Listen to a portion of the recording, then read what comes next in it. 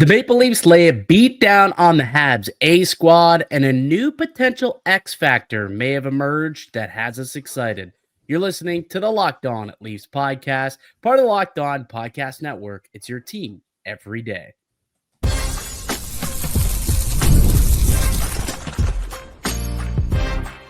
You're Locked On Maple Leafs, your daily podcast on the Toronto Maple Leafs. Part of the Locked On Podcast Network. Your team every day.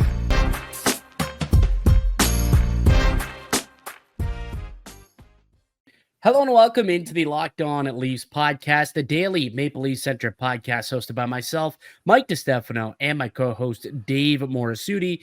Today's episode is brought to you by FanDuel. Download the FanDuel app now by visiting FanDuel.com and win $300 in bonus bets if your first $5 bet wins. What's happening, Dave? How we feeling on a Friday? I mean, any day that the Leafs beat the Habs is a good day. It is, isn't it? Isn't it a good day? Yeah, beat down. Not just beat them, but it was a beat down, like 7-2. And Toronto didn't have their A squad out there, but Montreal did. Like, I wasn't expecting for the game to go the way it did. I don't know about you. No, I mean, hey, who needs a top line when you got the fourth line absolutely putting Montreal in a blender? The greatest fourth line of all time. Is that what we're talking about? The greatest fourth line of all time. Yeah. Scott Laughton paired up with Stevie Lorentz and Easton Cowan. And those guys were unbelievable tonight. Like that's the biggest takeaway from this game. Obviously, it's that fourth line looked good. Like they, combined for 4 goals between the three of them, 8 points between the three of them. Laughton had 2, Lorentz had 2, and then Cowan had an assist as well. But yeah, that line looked real solid tonight. And they played most of their minutes against like the top competition of Montreal. Like I went and checked, like, well, who did they get to play against? Well, their top ice time was against Cole Caulfield, Nick Suzuki, and Yuri Slafkovsky. So like their fourth line legitimately shut down Montreal's first line. Not only shut down, but severely outplayed and outperformed their top line. I mean, if the Maple Leafs fourth line can do that on a regular basis, hey, that's something. Like that's the depth that we talk about. Like that's exactly what Florida had been able to do, right? Roll all four lines, be able to throw out your third and fourth line and have success against top lines around the NHL. If this fourth line can do this in the regular season for, the better part of 82 games plus playoffs, things look good for Toronto if that's the case. Well, this is just something the Leafs have been trying to build, right? The depth, not just having players be able to go out and put a good shift forward, but to be difference makers. Mm-hmm. Just haven't had that. And like you feel so good for, some of these guys that are trying to put themselves in the best position to make the team. We know Scott Laughton's going to make the team, but it's like, he's someone that needs a bit of that confidence boost. Like we talked about Easton Cowan make it out of camp, and we're just like, do we want him play on the fourth line? Well, the fourth line's going to play like that. I don't think we'll mind it that much.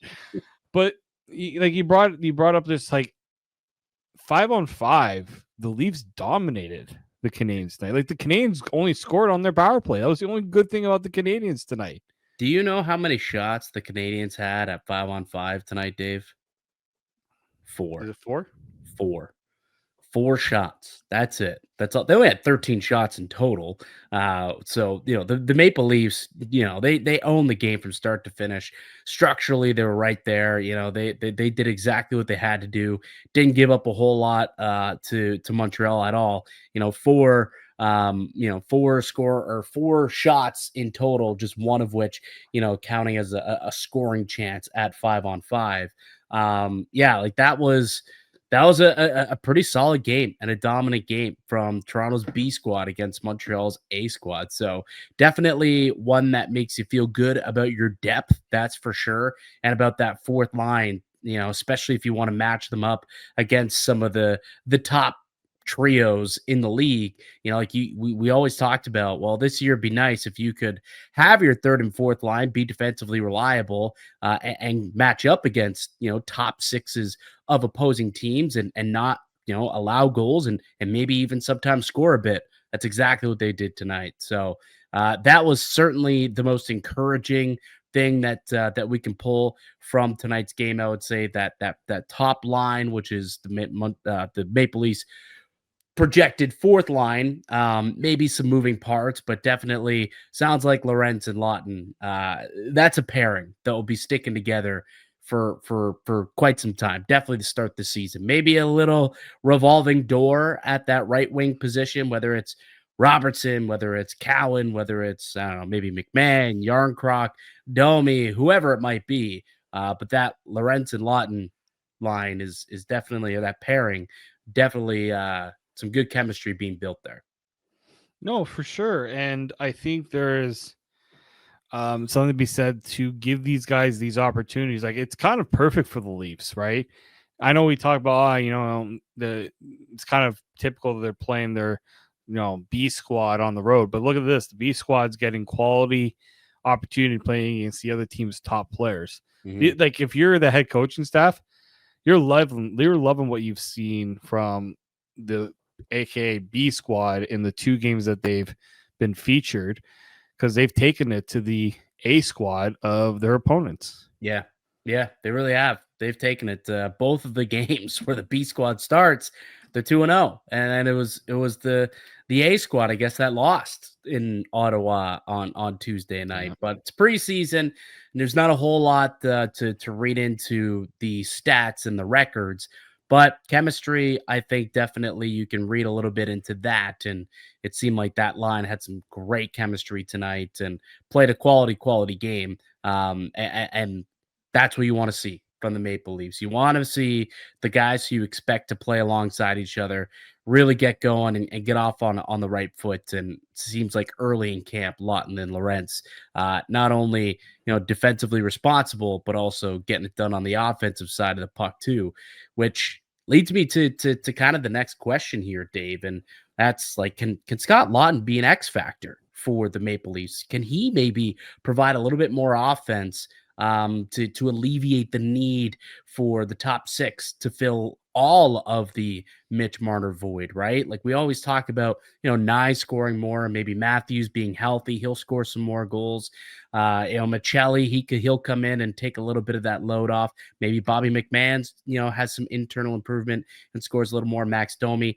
Well, maybe Scott Laughton can be a bit of an X factor and get himself, into that 20-ish goal mark to kind of alleviate some of that secondary scoring woes that this team has seriously lacked. And tonight, I mean, just looked great. Like, just 2 great goals. Like, one really quick release on that little wrister that beat him, and then nice little nifty play to open up the goaltender Montembeault, and then just slides it right into the 5-hole. Like, 2 good, solid goals that if he can do that a little bit more this upcoming season, that's gonna be great, man. Like, you get some offense from the bottom 6, which is something this team has seriously needed over the course of the last few years. If Laughton can give you that, if Lorentz can give you a little bit more, Nicolas Roy, we're expecting him to give you some more. Now all of a sudden, it looks as though the 100 points that departed in Mitch Marner, it really is going to be by committee. And if the bottom 6 can chip in a little bit here and there, takes a little bit of load off from the top 6. For sure. And you saw, they were nice plays, but they weren't anything like, spectacular. Just simple, go to the net. Correct. Good things happen, right? Yeah. And you can tell probably last season he was maybe trying a little too much, right? And we saw that through the post-trade deadline for him. And look, yeah, is he going to score the 18 goals he had a few years ago? Not as a fourth liner, but what's to say he can't get to close to 15 goals, 10 to 15 goals?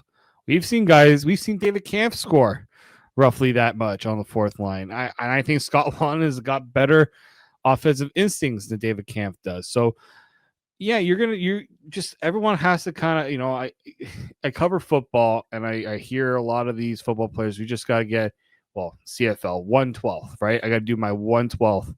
And if everybody contributes on the field, then it usually will lead to good things. And that's what the Leafs are going to need, right? Mitch Marner's gone. Again, sorry we're bringing up his name, but what do you need? Scott Laughton to do a little bit more. Steven Lorentz to do a little bit more. We saw Bobby McMahon score again tonight. Yep. Him do a little bit more. Like, those are the things you need. Every guy's got to pitch in, get that internal improvement, and that should be enough to hopefully mitigate some of that loss. Yeah, and speaking of Marner, TSN's top 50 came out today. A little later, I'll tell you where Marner ranked, and Nylander also came out in the same list. They put out players 11 through 20. Both of them ranked in the top 20. We'll tell you in a bit who came ahead of who. All right, on the other side, we'll continue to break down the Leafs 7-2 thumping of the Montreal Canadiens. We've got our 3 stars of the game coming up next, and we'll have to preview another game between Montreal and Toronto as well. So all that coming up next in the Locked On Leafs podcast, part of the Locked On Podcast Network. It's your team every day.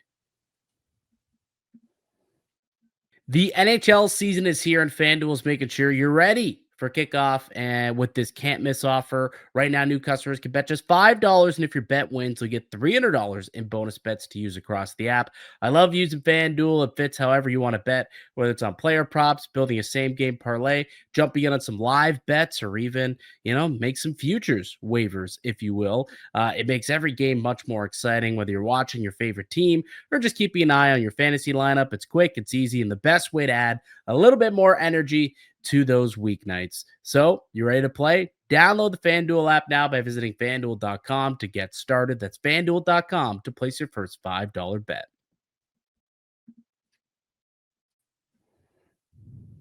The Locked On Leafs podcast continues. Mike DiStefano, Dave Morassutti with you, as we are each and every weekday, Monday through Friday. You can find the Locked On Leafs podcast free and available wherever you get a podcast, and also live on YouTube each and every day as well. It's not live, but you know what I mean. You can find it on YouTube, our faces in the flesh. Every day, get your daily dose of Maple Leafs news and notes. And the latest is they kicked the butts of the Montreal Canadiens last night. 7-2 was the final. Scott Laughton kind of leading the way with 2 goals, 2 helpers. Dennis Hildeby started. He played the entire game, stopped 11 to 13 shots, and the Maple Leafs easily winning this one. They're now 2-1 in preseason action with one more game to go this weekend against the Montreal Canadiens once again. But before we look ahead to this weekend, let's wrap up tonight's game with the 3 stars of the night. Dave, who is your first star, or third star rather? Oh, third star? No, you start the first star if you want. I don't really care. I'll go third star. I'll go with Matias Maccelli. Yeah, I had the same. The effort alone on the Bobby McMahon goal, like, no quit, just like, I got to make a pass. It's almost like he's got an itch to make a pass every time the puck's on his stick. But just heads up play, and I know I've liked what I've seen from him. The efforts there. Yeah, he's not the most physical guy, but he's getting into he's going retrieving pucks, finding ways to get move the puck around the offensive zone, and so I think the early returns have looked pretty good on Matias Maccelli so far. Yeah, keep in mind, like, this is a guy who had 57 points 2 years ago, and then 49 points in 64 games a year before that, in 22-23, before that down season last year, just 18 points in 55 games. So the Leafs are betting that he bounces back and looks pretty good so far in preseason, that's for sure. Another 2-point night for Matias Maccelli, made 2 big plays that resulted in goals. You talk about the McMahon goal, which, he took the puck, through the hard area of the ice, drew a penalty, and then kept possession alive to keep the puck, on his stick, gets up, gets the pass over, and Bob McMahon rips it home at 6-on-5, and they go up 3-1. Quick response after giving up the 2-1 goal. But how about the first goal of the game as well? Nice little chip play off the boards to Bob McMahon, who slides it over to Laughton, and he ends up scoring that nice goal. So, 2 plays that result in goals that he was able to make by moving the puck, doing what he does best, find the open player and get the puck off his stick pretty quick. So Matias Maccelli, I thought that he was pretty solid tonight. You look at the underlying numbers, he was the Leafs top forward in terms of expected goals, 80% expected goals tonight. While he was on the ice, Toronto outchanced Montreal 6-1. So Maccelli, pretty solid night for Matias Maccelli. Again, not playing with typical speedsters, not playing with much skill like he was playing with David Kampf and Bobby McMahon, which, okay, they're, NHLers, but it's not the Matthews and Nyes that he had been playing with all camp. So being able to adapt to play with those guys and still, make some plays is good to see from a guy like Matias Maccelli. So here in my third star as well. Who got your second star? Second star, I went with Steven Lorentz. You got to give Robin his kudos. Yep. Again, he didn't have to do much, but those 2 goals he scored, where was he? He was in the paint, being a pain in the rear. And the first one was an accidentally on purpose goal. The heads up play to chip the second one in, like, again, just simple, but that's all you need, right? And we saw Steve Lorentz had a really good start to the year. Yeah, I think near the end of the year he kind of, I think he saw a little bit of a decline, but I think if him and Lon looks like it's going to be a pretty good duo to start the year. Whoever's going to be the third guy, the third wheel on that line, we'll see. But I like the chemistry those two are showing right now.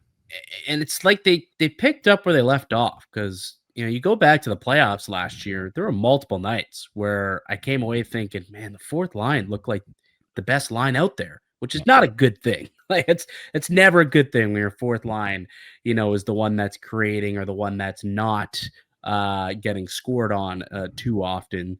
But it's nice, obviously, that it doesn't happen, that your fourth line plays well. Just need the top of the lineup to play better than them. But yeah, for sure, those two tonight were great. Lorentz, couple goals, and what more could you ask for out of a depth player? It's what the preseason's all about. You get put in an elevated role, and let's see what you got. And Steven Lorentz, was able to come up with a couple of big goals for the Leafs. I have Bobby McMahon as my second star tonight, though. Goal and an assist, ended up with 5 shots on goal. Just thought that he was kind of around the puck all night long. So I gave Bobby McMahon my second star. Yeah, I've really liked Bobby McMahon so far in training camp. I think, again, they're telling him, you want to play top 6? You got to make good on the opportunities that we're giving you.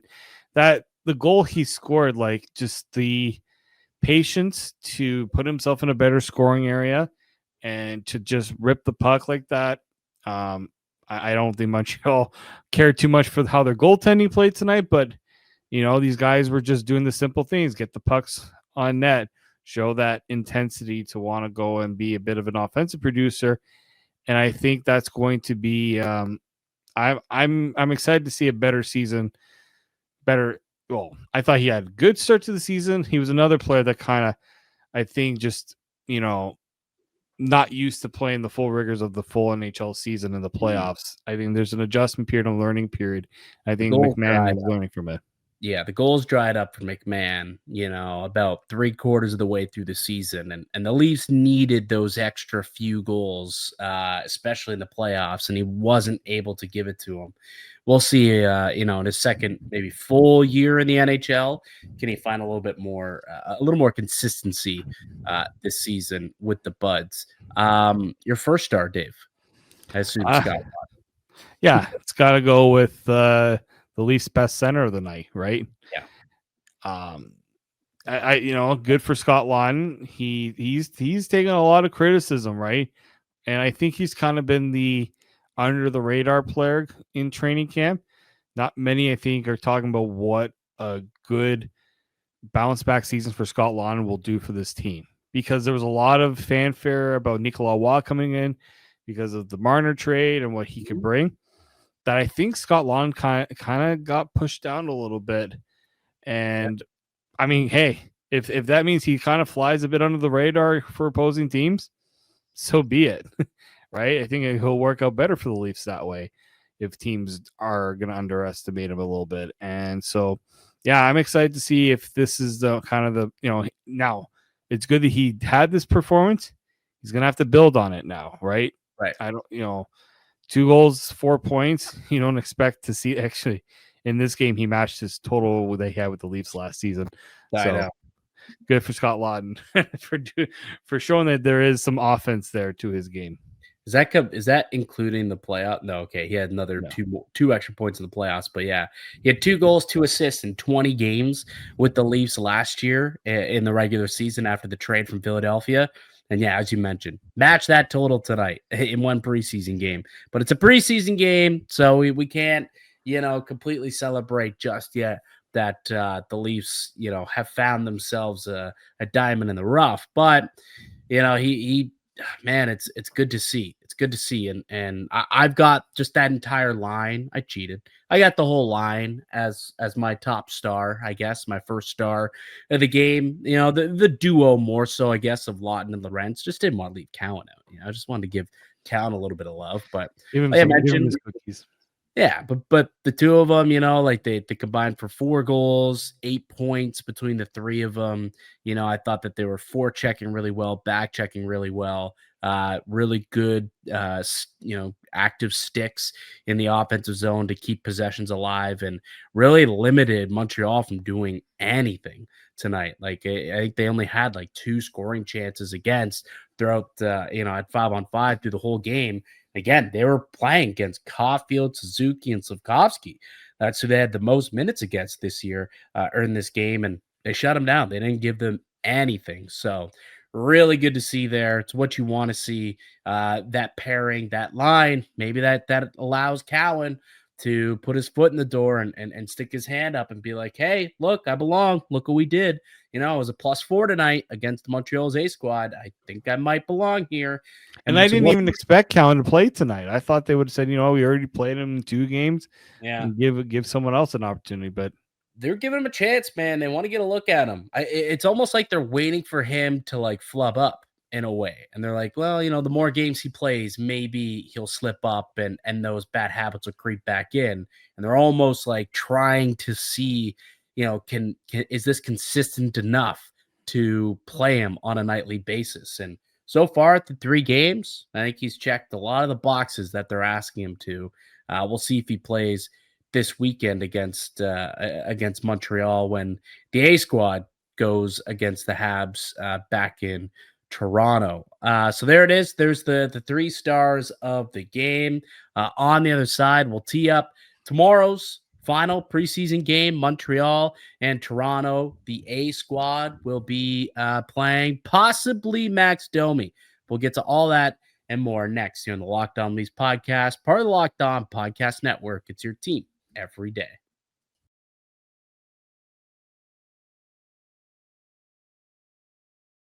The Locked On Leafs podcast continues. Mike DiStefano, Dave Morassutti with you as we are each and every weekday, Monday through Friday, free and available wherever you get a podcast and also up on YouTube. It's all Leafs all the time. Make sure you're subscribed to get your daily dose of your beloved Toronto Maple Leafs. So we can put last night's game in the rearview mirror, looking ahead. One more preseason game to go. One more chance for one more preseason game.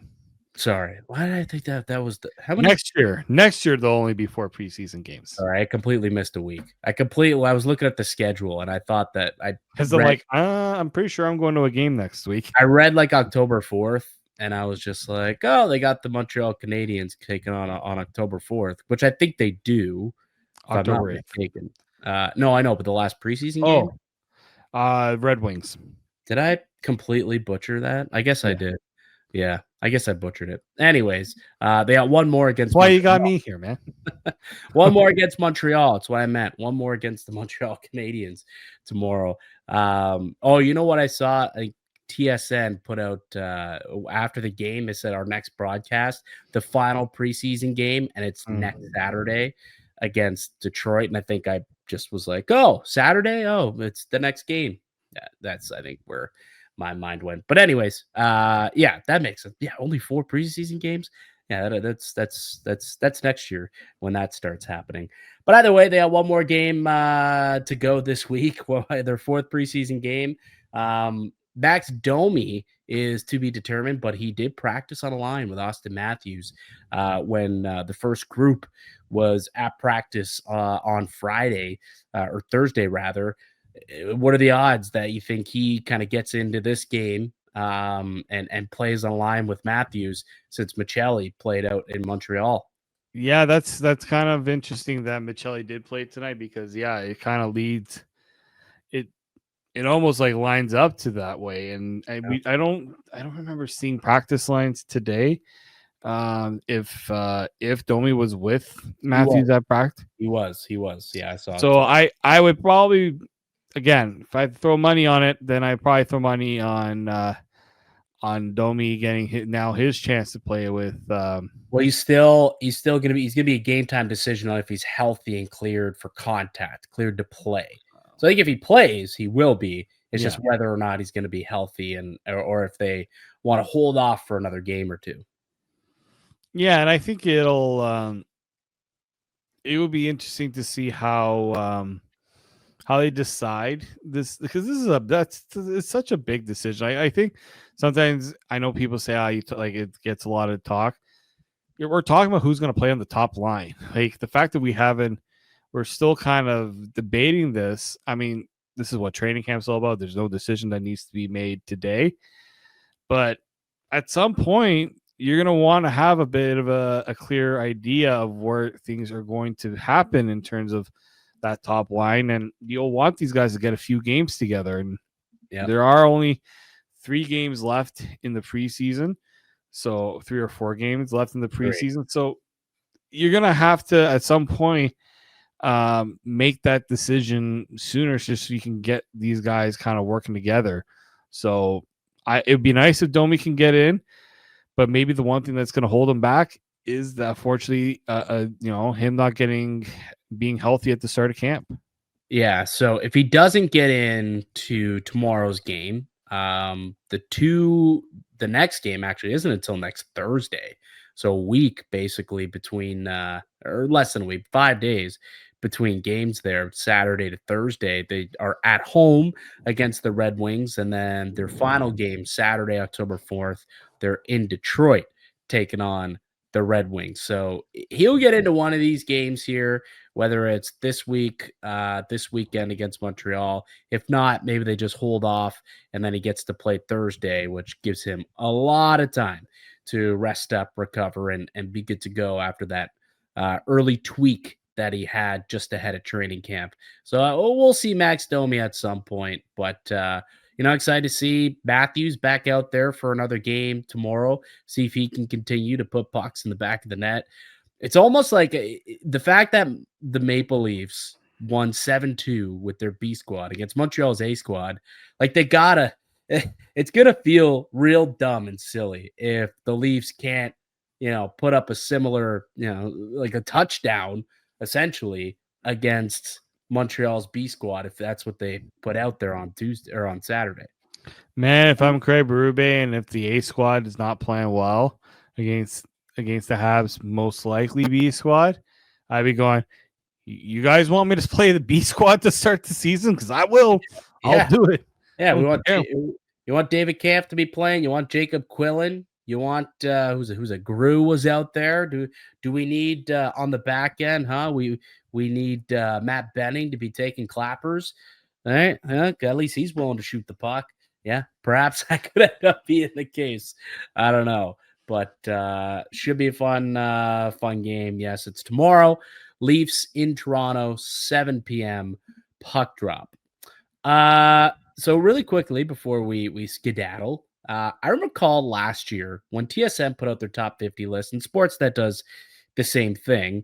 I remember you and I got into like a pretty big debate about who should be ranked higher, William Nylander or Mitch Marner. And I was very adamant that Marner was the better player and should be ranked higher.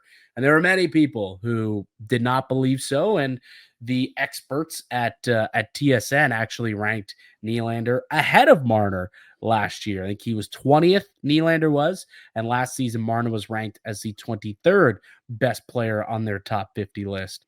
Well, the new top 50 list has dropped. And today, or Thursday, the players 11 through 20 list came out. So they're not quite done. The top 10 list will be out sometime later today, which Austin Matthews looks to secure a spot in the top 10, which is good to see. But both Nylander and Marner showed up on the top 20 list. And lo and behold, 1 year later, Nylander remains at number 20, still considered a top 20 player, the 20th best. So he didn't rise, he didn't fall. But Mitch Marner rose 9 spots, Dave. 9 spots. And he rose all the way to, was he 14th? 13th, 14th. Hold on, I wrote it down here. To 14th. Yeah, from 23rd to 14th. Ahead of Mikko Rantanen, which is pretty interesting. I had a Mikko Rantanen and 1 spot behind Sidney Crosby on TSN's top 50 list. Your thoughts? I think Marner deserved to be higher, considering how his season went.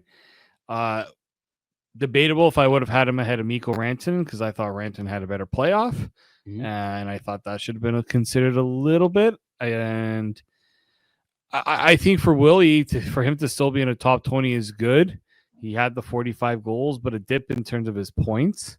Yep. So I'd like to see him, like he's a player that when you're talking about taking a step and now how it's going to be up to him to prove that he deserves to be higher up on this list. So like a year from now, like what would you have to do to crack the top 15? Would have to, is it 50 goals? Is it playoff success? I think it's playoff success for sure. Yeah. Then why does Marner move up? Like Marner didn't have playoff success either, and he moved up 9 spots. I think it's just because he got the 100 goals finally. 100 points, yeah. Sorry, 100 goals. Yeah, Mitch Marner ever scoring 100 goals, 102 points, right? Like broke Wayne Gretzky's record, 100 goal season. Well, and I'm like reading the TSN thing that they bring up Marner's his performance of the 4 Nations. Yeah, he had the overtime goal, which was big, and then he had the 3 points. Yeah, he also was dropped lower in the lineup and then got sent back up midway through that gold medal game. So it was an up and down performance for Marner. I agree that I still believe that Marner is the better all around player and deserves to be ahead of Nylander. I thought that it was interesting that Marner moved up so high, like 9 spots into the top 15, ranked at 14th, ahead of, like you mentioned, a couple of star players.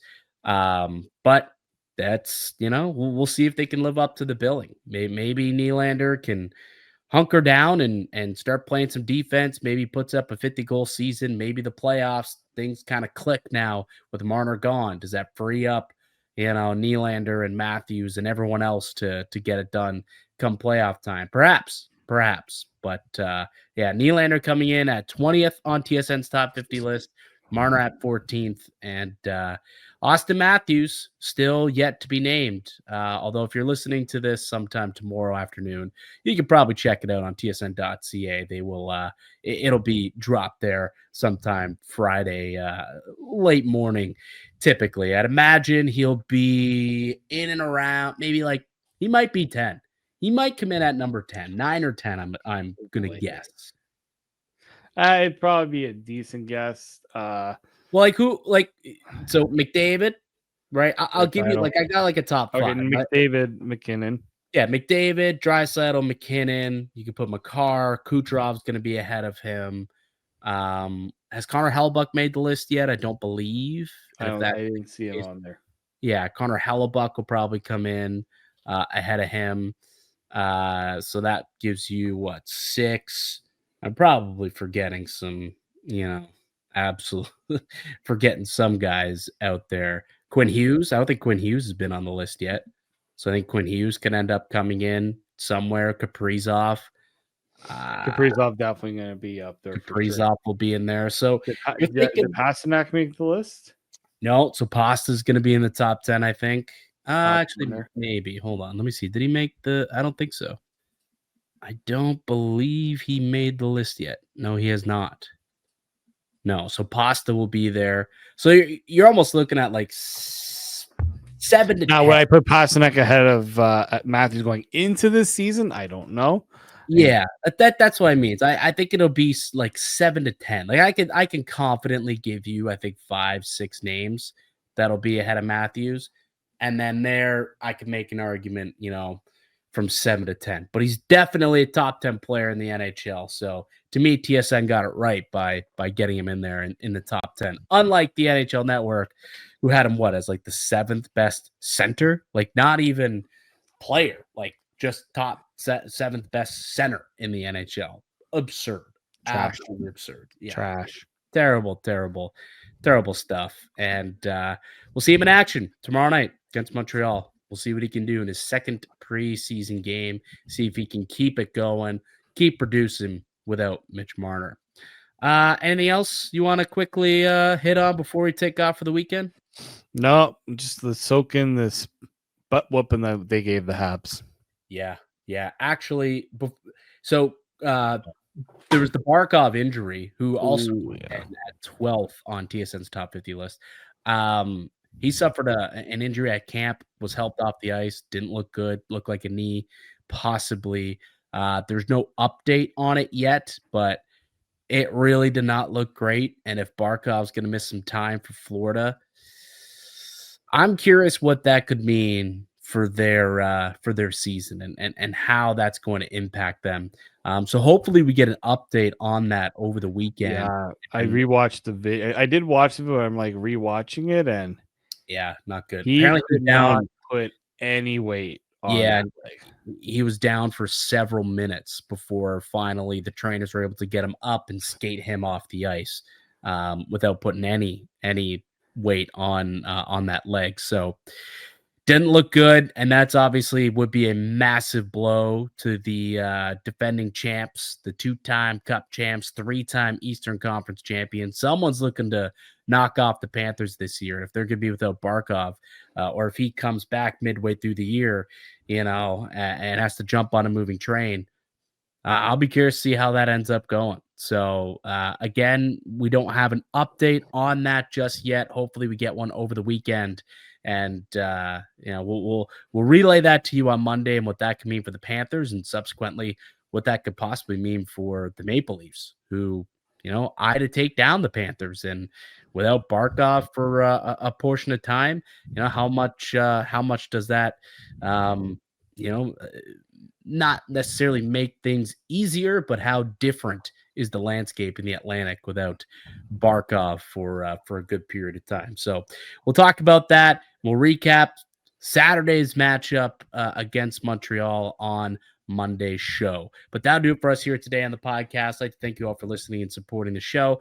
You can subscribe to the Locked On Leafs podcast on all platforms and receive daily Leafs content. Follow myself on Twitter at Mickey_Canuck. Follow Dave at D_Morassutti, and follow the show as well at Locked On Leafs. We'll be back with another episode for you guys tomorrow, or on Monday rather. But enjoy the games. Go Leafs, go. But until then, keep it locked right here on Locked On Leafs.